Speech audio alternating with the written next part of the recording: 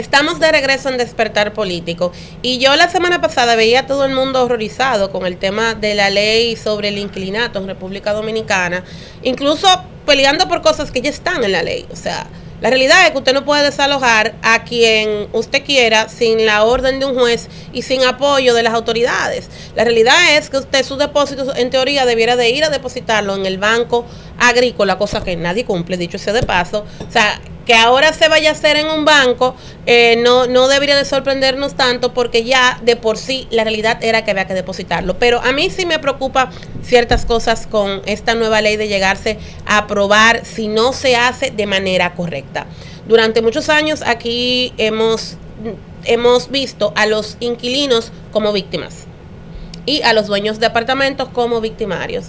Y no es de una cosa ni la otra. Esto no se trata ni de víctima ni de victimario. De hecho, si aquí uno pudiese decir que hay víctimas, yo diría que son los dueños de propiedades. ¿Por qué? Porque nosotros tenemos una ley del año 1955, pero que en la práctica es una ley de la Segunda Guerra Mundial. Es una ley donde, sobre todo en Francia, en su momento, tú le alquilabas a Ronnie en la mañana, y en el medio de esta crisis por viviendas, venía Giovanni en la tarde y tú te quedabas con el depósito, sacabas Ron y metías a Giovanni. Y como una forma de proteger a la ciudadanía, en aquel momento, estamos hablando de Europa, se creó esta ley donde existían una serie de pasos o prioridades para usted poder sacar una persona de esa vivienda. Usted no la podía sacar si era para alquilársela a otra persona, era para su uso. Por ejemplo, si usted le iba a vender, el derecho de venta debe ser primero para la persona que allí se alquilaban, y esto se ha prestado para toda serie de irregularidades. Aquí hay personas que han muerto esperando que le devuelvan una propiedad. Aquí hay personas que se han burlado de los dueños de propiedades y no solamente no pagan, sino que tampoco entregan. Aquí hay personas que han forzado una venta. Yo conozco personas que han forzado una venta porque se niegan a entregar la propiedad, y en el proceso tan largo del hartazgo, el dueño termina entregando la propiedad. Pero también conozco dueños de propiedades que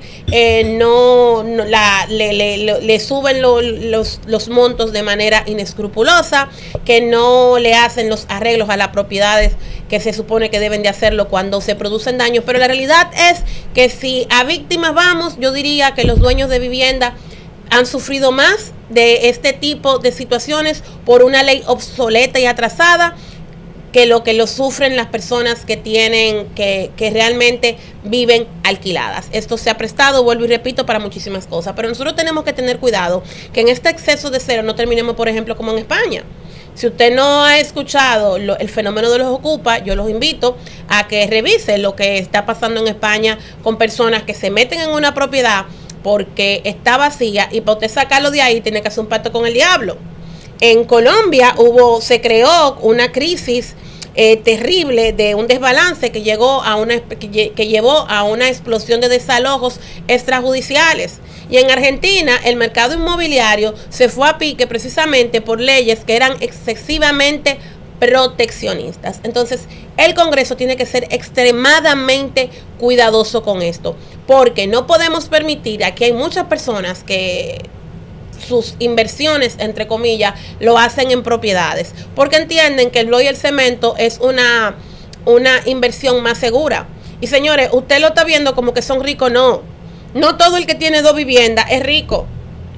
Lo ha hecho con muchísimos esfuerzos para vivir de eso en su vejez, para que venga un pendejo y se mude y no haya forma de sacarlo.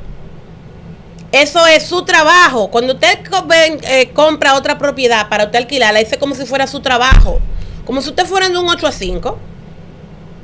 Entonces, no es verdad que puede venir nadie a ponerle precio a su propiedad, y mucho menos a decidir cuándo le va a pagar y cuándo no. Y aquí hay más gente de la que usted se imagina haciendo este tipo de cosas. De las cosas que yo diría que el Congreso tendría que evitar que sucedan de nueva vez y que no hayan estos vicios en esta ley, necesitamos contratos que sean obligatorios, pero también que sean ágiles y que sean digitalizados, que no haya que estar con ese show de papel, que eso debiera desaparecer. Tenemos también que necesitamos un sistema de mediación eficiente, que no haya que pasarse 10 años, señores, para usted sacar a una gente de su casa. o que usted tenga que terminar llevando un proceso judicial para que en un proceso de alquiler en una casa a usted le hagan los arreglos que se necesitan y no tenga el inquilino que cargar con eso. Debe haber un proceso más eficiente, con menos burocracia, menos costoso y más expedito. También necesitamos que hayan incentivos a la formalidad.